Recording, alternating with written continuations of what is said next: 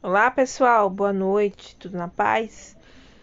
Vamos dar prosseguimento à nossa segunda aula de hoje, aliás, nosso segundo vídeo, no dia 29 de junho de 2022, né? Prosseguindo com os assuntos relacionados ao nosso tema do curso Psicopedagogia Hospitalar, tá certo? No vídeo anterior, estávamos falando a respeito da prática psicopedagógica, né?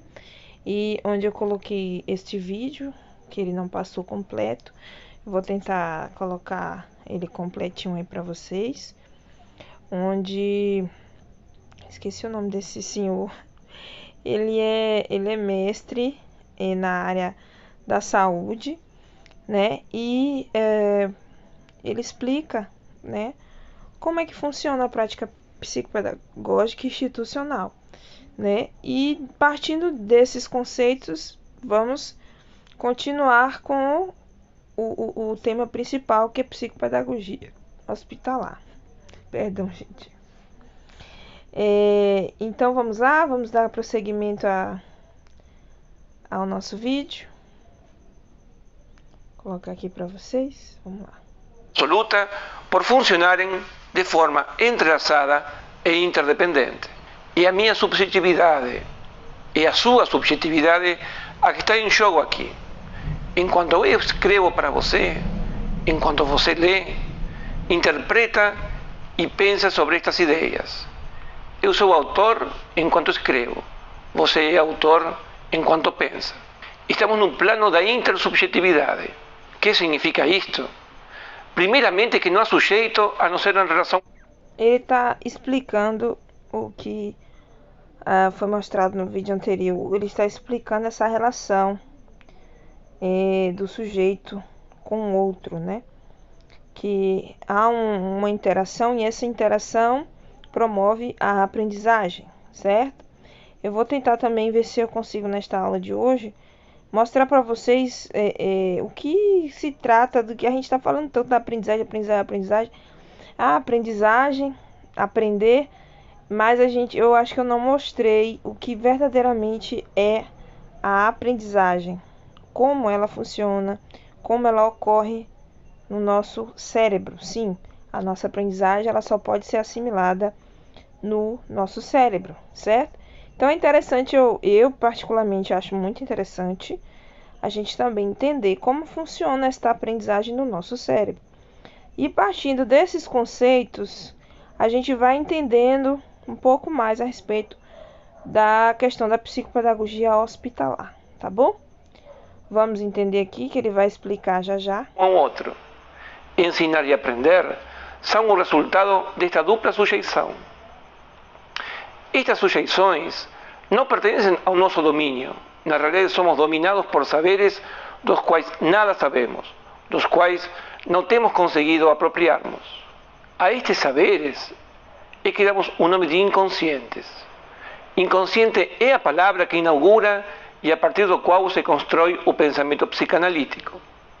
Develar estes saberes inconscientes são os que permitirão você compreender e construir estratégias de intervenção institucional. Voltando aos casos Maria e Morgan Day School, o que conta aqui é poder apropriar-se das ferramentas conceituais, com as quais ir construindo o fazer na prática psicopedagógica institucional. Temas que serão motivo de estudo no caderno.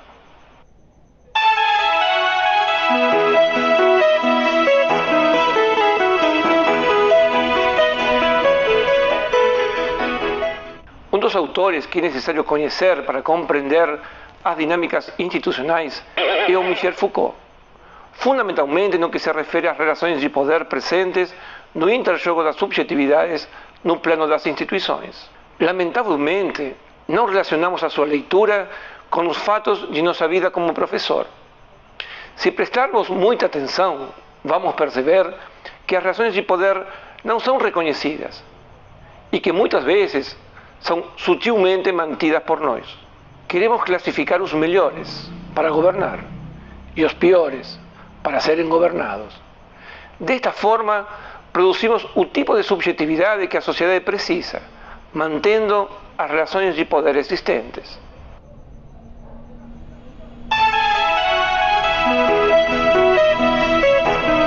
É a partir daí, do que ele vai dizer agora, ele estava explicando a teoria, né, da questão de como ocorre essa aprendizagem através do contato com o outro, né? Mas eu acredito que a parte mais importante vai ser essa daqui.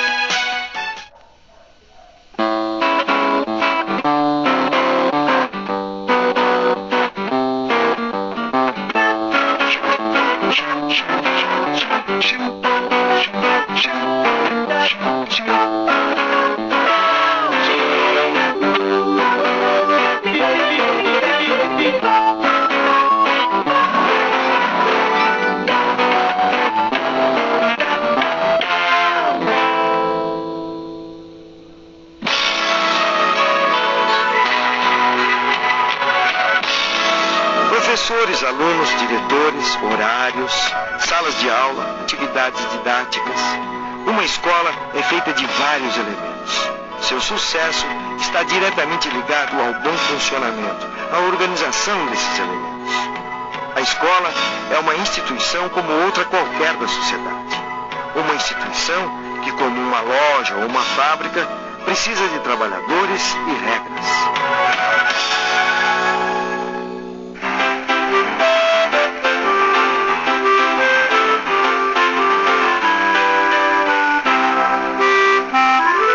No meu tempo, a escola era completamente diferente de um local de trabalho, como a fábrica ou uma loja, que são locais de trabalho. A escola é para a criança aprender a ler, a escrever, não é um local de trabalho. Ou você vai me dizer que o professor é um trabalhador como operário ou como um vendedor?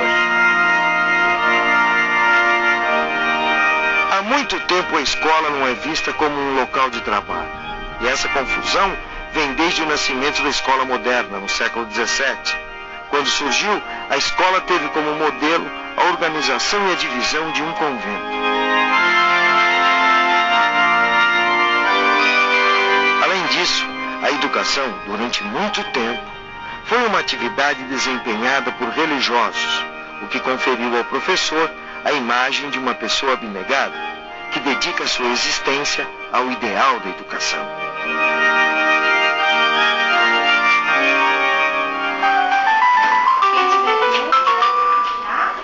Quando a tarefa educacional tornou-se quase que exclusiva das mulheres, o trabalho nas escolas passou a ser vítima de um preconceito: a desqualificação histórica do trabalho feminino. Segundo essa visão equivocada, as mulheres não estavam trabalhando, mas apenas se ocupando com as crianças. Uma situação que se prolonga até hoje. Eu gosto muito de dar aula. Adoro o meu trabalho. Só que tem muita coisa que deveria mudar, e para melhor. Como, por exemplo, o currículo, o horário das aulas. Mas antes que haja mudança, eu gostaria de saber quem organizou a escola desta maneira. Quem dividiu os alunos em faixa etária? As classes nem sempre foram divididas por faixa etária. Na Idade Média, era comum crianças, jovens e adultos frequentarem a mesma sala. Só bem mais tarde, no século XVII, é que as crianças começaram a ser diferenciadas por capacidade e idade.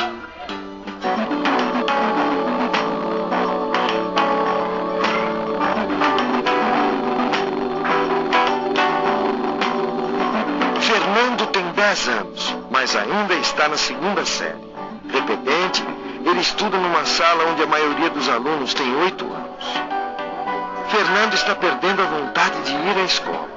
Desajeitado no meio dos alunos menores e separado dos amigos da mesma idade, Fernando não se sente bem na sala de aula. E o caso dele não é o único. Hoje, o problema vivido por Fernando é responsável pela maior parte das exclusões de alunos repetentes.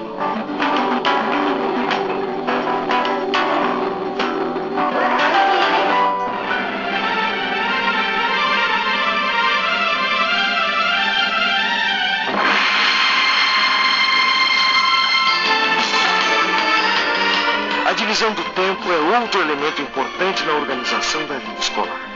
Existe horário para tudo. Tem a hora da matemática, tem a hora da história, tem a hora do português, cada hora para uma atividade e cada atividade na sua hora. Como se uma não tivesse nada a ver com a outra. Para mim não dá certo essa separação de matéria, cada matéria no seu tempo. Daria muito bem para mim trabalhar português na aula de geografia, com a leitura, a escrita. Na aula de matemática, por exemplo, daria para aproveitar a geografia, com estatística, dados. Seria uma aula muito interessante, sem a divisão de tempo.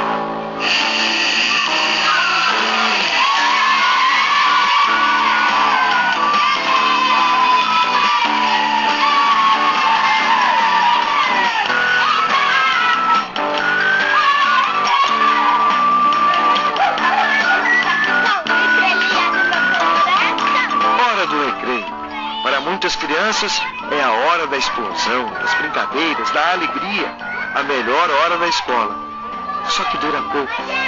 E a alegria e a descontração do recreio dão lugar à rigidez e à disciplina escolar. Afinal, a escola também precisa organizar o seu espaço. E para isso, ela distribui os alunos segundo uma classificação, que na maioria das escolas se dá através das filas. Assim, cada aluno ganha o seu lugar, em ordem e sob controle. A relação entre aluno e professor pode ser mudada. Não precisa ser do mesmo jeito. Os alunos ficam muito presos.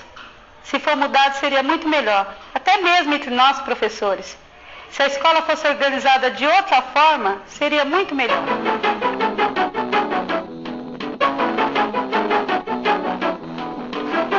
Carlos Augusto tem 8 anos e é o aluno mais rápido da sua classe. É ele sempre o primeiro a terminar os exercícios.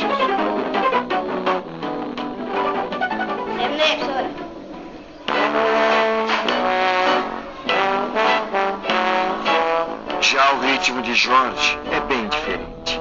Mais lento, ele quase sempre é o último a terminar os exercícios. Terminei, professor. O descompasso entre os alunos acaba criando um clima nada produtivo. De um lado, o que terminou primeiro fica impaciente. De outro, que tem mais dificuldade, fica nervoso com a própria demora. Esse é um tipo de situação que merece reflexão. Será que não é o momento de se discutir o tempo que cada atividade precisa ter? Será que uma aula tem que necessariamente durar 40 minutos? E os alunos que têm ritmos diferentes? O que fazer com eles? É claro que ninguém quer separar as crianças a partir das suas habilidades. Não se trata disso. O fundamental é ter flexibilidade, é saber entender as diferenças entre as crianças e saber lidar com elas. Terminei, professor.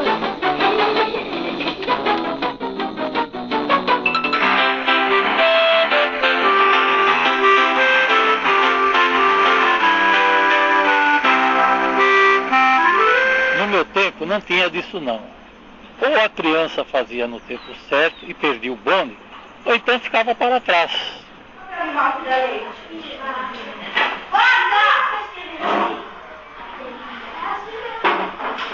Ô professora, eu não estou entendendo.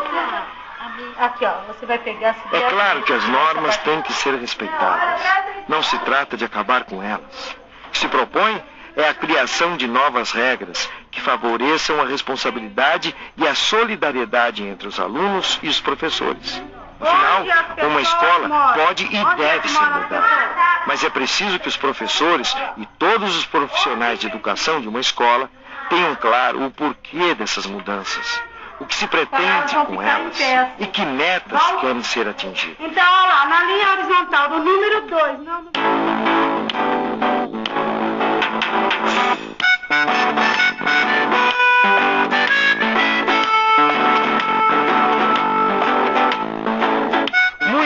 normas e das regras que organizam uma escola e suas atividades didáticas foram criadas há muito tempo. Hoje estão defasadas e distantes da realidade. Por isso, é importante que todos os profissionais da área da educação reflitam, discutam e analisem a organização das suas escolas. Esse processo de análise e reflexão leva em conta as características socioeconômicas e culturais de cada escola e de seus alunos. Ao repensarem a organização de suas escolas, os profissionais de educação terão uma grande oportunidade para questionar as tradicionais divisões do trabalho na escola, assim como a separação entre as matérias, os horários e os espaços rígidos e imóveis. É claro que esse processo demora muito. Não é assim da noite para o dia, mas pode dar certo. Tem que chamar os pais, professores, fazer uma discussão, o que precisa mudar na escola. Aqui, já começamos a fazer isso. Chamamos os pais, professores, sentamos e discutimos para melhorar a nossa escola, para mudar.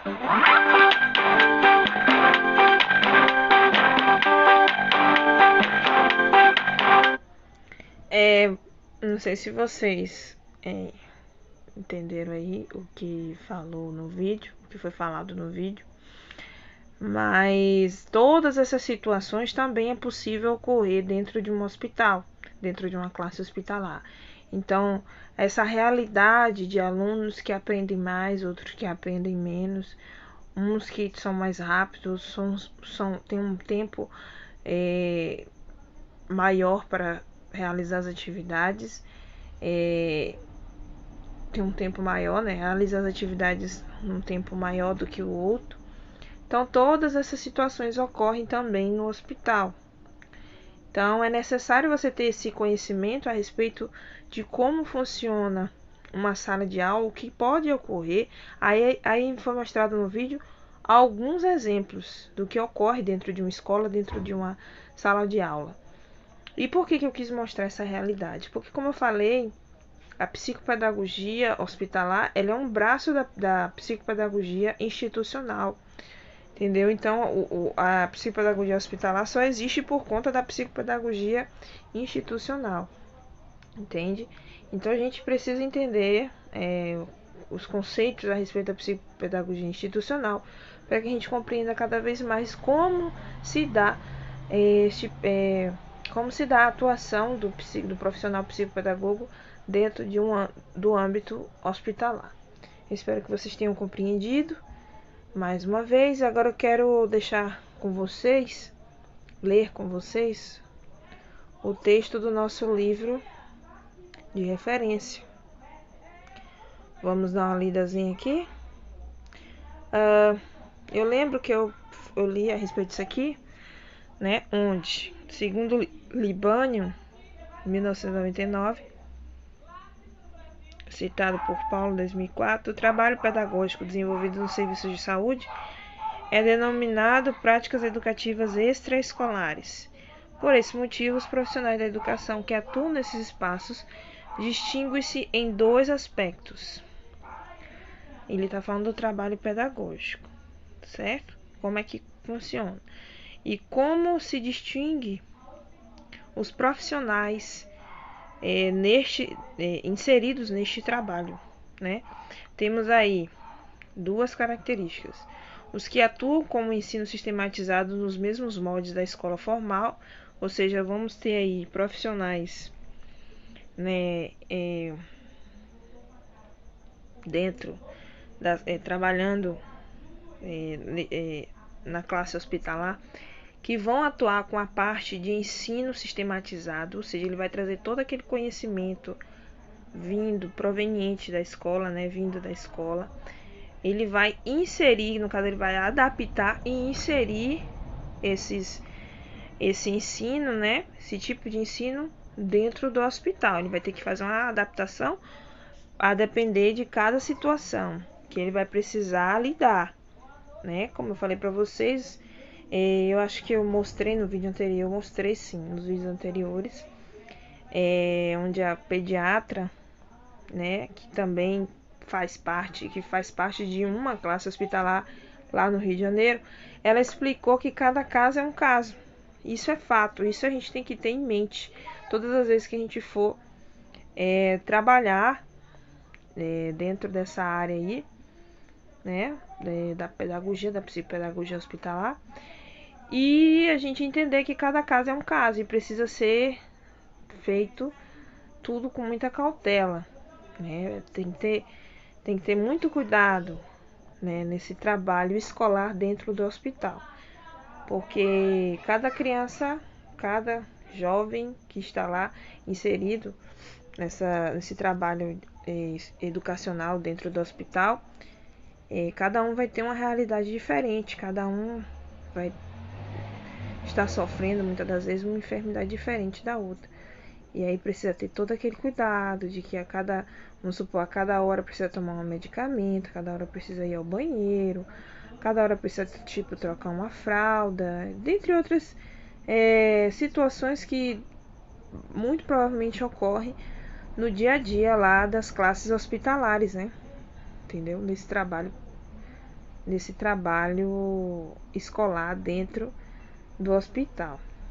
Então, temos também aí profissionais que exercem atividades pedagógicas não escolares, ou seja, eles não estão lá para ensinar, nem para passar nenhum conhecimento para as crianças, para os adolescentes. E aqui ele cita quem são esses profissionais, que são os formadores, são os animadores, os instrutores e técnicos, dentre outros aí, que ajudam nessa questão da ludicidade, se trabalhar a brincadeira. Porque você viu aí no vídeo que as crianças dentro da sala de aula muitas vezes têm a impressão de algo maçante, né? Você percebe assim que é maçante estar em uma sala de aula, que é chato, que é isso, que é aquilo. Às vezes não é muito agradável para uma criança entender a importância de se estar inserido dentro de uma escola. Eles ainda são apenas crianças, eles não têm noção, né, de como vai ser o seu futuro, caso eles não aprendam o que é necessário aprender na escola. Então, como são crianças, a necessidade fisiológica deles é o quê? Brincar, se divertir, interagir com o outro, se socializar, né? Então, este trabalho com os animadores, os instrutores, fazendo todo, na verdade todos, né? Não só esses profissionais, como os outros também. Tem que ter uma equipe toda montadinha, muito bem montadinha, para que consigam todos chegar a um denominador comum e consiga ter grandes resultados nesse trabalho, né? Nesse trabalho pedagógico e psicopedagógico dentro do hospital, dentro da classe hospitalar, certo? Então vamos lá, gente. Deixa eu ver aqui. Temos mais algumas coisas para a gente ler aqui e a gente explicar. Nesse sentido, ao atuar com problemas de aprendizagem que derivam da hospitalização, o profissional da psicopedagogia parece se situar tanto no primeiro quanto no segundo grupo. Olha só, tá vendo? Então, o psicopedagogo, ele vai transitar tanto nessa questão aqui, de estar vendo o que está sendo passado para cada criança, para cada idade, porque na verdade as classes hospitalares, pelo que eu entendi, elas funcionam como uma sala de aula muito seriada. Sim, vão ter ali crianças de várias idades, de diferentes séries, que estariam em diferentes séries, né, se caso não estivessem no hospital, e eles vão estar ali todos juntos. Muitas das vezes não tem como a gente separar, né? E aí vai ser aquela sala muito seriada. Então tem que ser feito um projeto pedagógico que agregue, né, a eles, como também vamos ter que criar planos de aulas meio que individual, mas aplicando ao grupo, né, ao conjunto. Então, tudo precisa ser feito com muito cuidado, né? Eu acredito que o conhecimento da psicopedagogia, ele ultrapassa apenas o conhecimento teórico, né? Ele ultrapassa vai muito além da sua atuação, vamos dizer assim, clínica, né? Ele precisa ser humano, como eu falei, para entender que cada aluno ali, ele vai ter uma dificuldade, ele vai ter uma necessidade diferente do outro. Então precisa ser estudado isso aí. E ele também tem que ter todo um jogo de cintura, né? Para estar lidando com as diferentes situações lá dentro do hospital. Certo? Vamos lá? Isso demonstra o caráter híbrido desse campo, tá vendo? Pois, apesar de esse profissional ser formado na área educacional, existe uma estreita proximidade com relação à área da saúde. Como é que a criança vai aprender melhor, né? Se ela está doentinha, você acha que ela vai ter ânimo para aprender conceitos que a gente aprende na escola, dentro de hospital?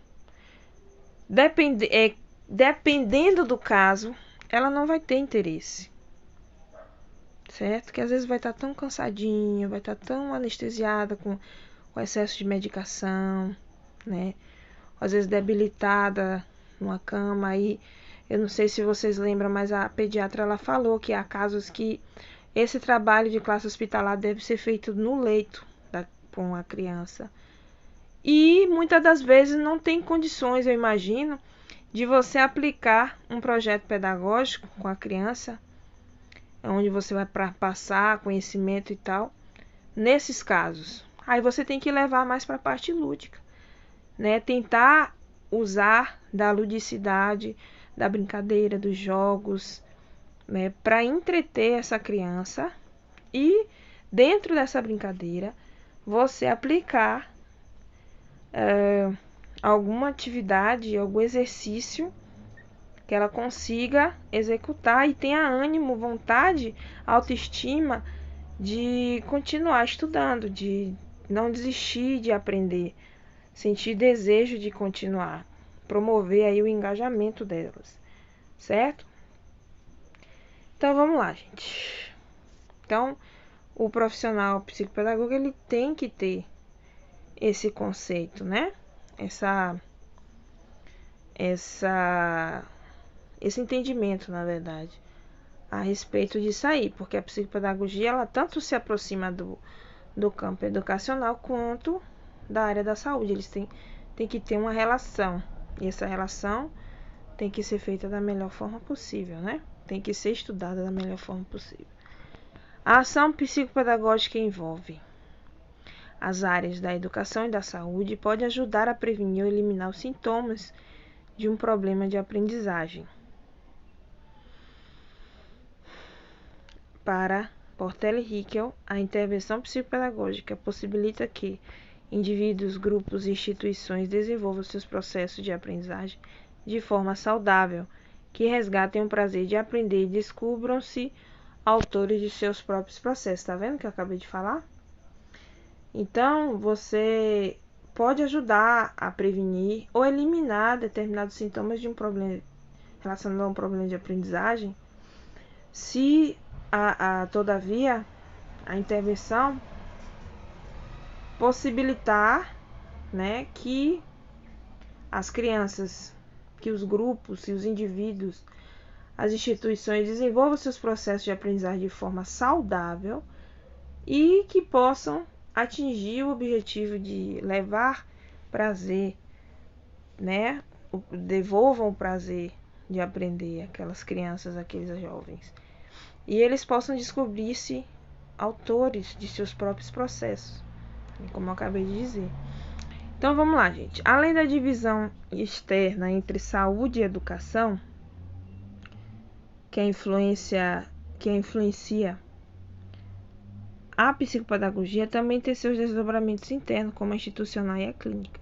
Certamente você se perguntou qual a diferença entre as duas.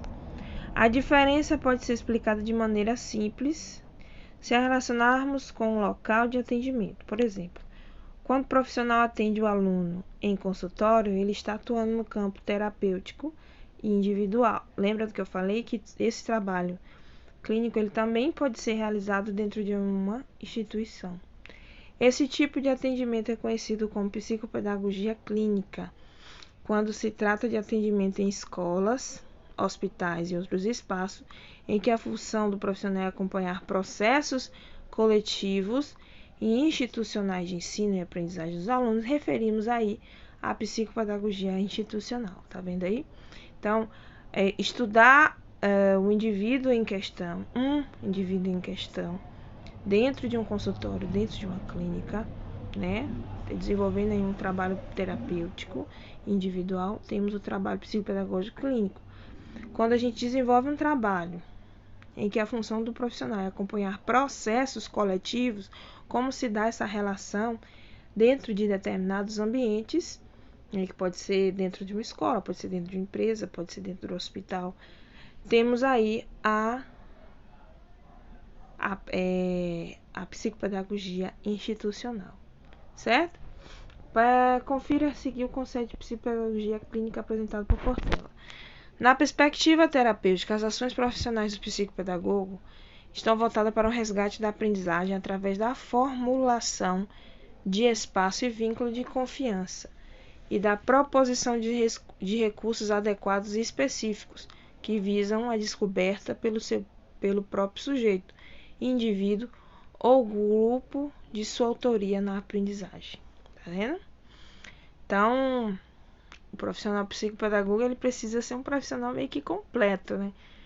Ele tem que ter todo um embasamento teórico, né?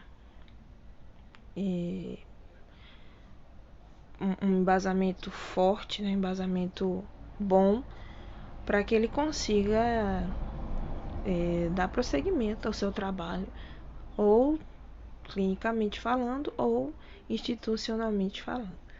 Tá bom, gente? O vídeo de hoje, esse segundo vídeo, fica por aqui. Me desculpem pelas atrapalhações às vezes na fala, pelo cansaço. É uma correria diária aqui, mas eu tô fazendo o que eu posso, certo? Caso vocês queiram deixar alguma dica para mim, alguma sugestão, alguma crítica, algum elogio, por favor, não esqueçam de deixar seus comentários no vídeo abaixo, tá bom? E continue conosco até dia 2 de julho de 2022. Tá bom, gente? Muito obrigada por mais uma vez. E vou esperar vocês até o próximo vídeo. Até mais, gente. Fiquem com Deus.